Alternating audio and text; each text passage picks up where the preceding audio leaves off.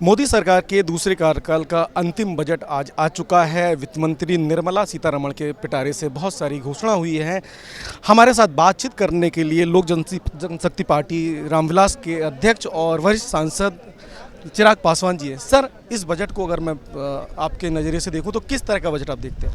ये मुझे लगता है मौजूदा परिस्थिति में जहां देश की ही नहीं दुनिया की अर्थव्यवस्था कोरोना काल की वजह से पिछले 2 सालों में काफ़ी विपरीत परिस्थितियों से गुजरी है। ऐसे में ये पूर्णतः एक समावेशी बजट है जहां पर हर वर्ग का ध्यान रखा गया है।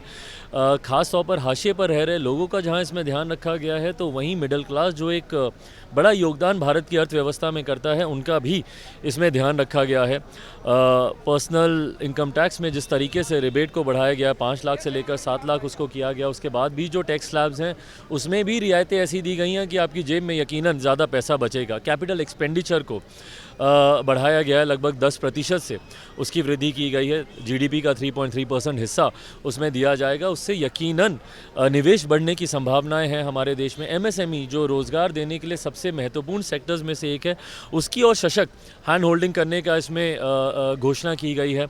बेघरों के लिए आवास बढ़ाकर देने की लगभग 66% उसमें वृद्धि की गई है। तो मुझे लगता है ओवरऑल एक बहुत वेल बैलेंस्ड, जहां पर हाशिए पर रह रहे लोगों का भी ध्यान रखा गया है, तो वहीं भारत की अर्थव्यवस्था भी मजबूती से आगे बढ़ती रहे, इसका भी ध्यान रखा गया है। सर, विपक्ष का कहना है कि ये चुनावी वर्ष है, इसलिए लोक लुभावन वादों के साथ ये बजट लाया गया है। क्या आप विपक्ष की इन बातों से सहमत हैं? भाई, लोग लुभावन वादे करने होते तो मुझे लगता है और बहुत सारी पॉपुलर घोषणाएं की जाती।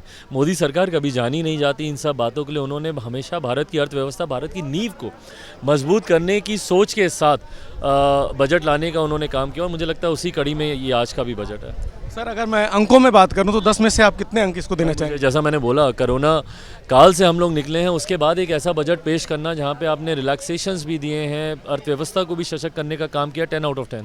Thank you sir. तो ये थे चिराग पासवान, जिनका साफ तौर पर मानना है कि मोदी सरकार का ये बजट काफ़ी दूरगामी बजट है और आने वाले भविष्य को जो भारत का एक रोड मैप है उसको मजबूत करने में काफ़ी सहायक सिद्ध होगा।